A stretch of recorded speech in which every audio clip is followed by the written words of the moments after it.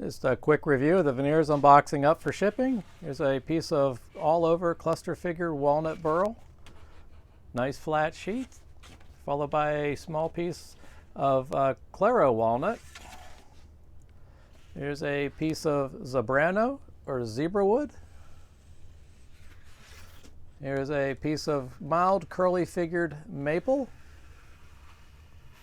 followed by a very nicely colored piece of ebony. Here's another wonderful wood, a nice carmine rose colored waterfall bubinga, or quilted bubinga, African rosewood's its other name. Followed by a piece of quarter sawn walnut. All these veneers are available in eBay store ThinWoodandOldTools, on Amazon as seller Volpe Woodworks, my website VolpeWoodworks.com, and Etsy shop Volpe Woodworks.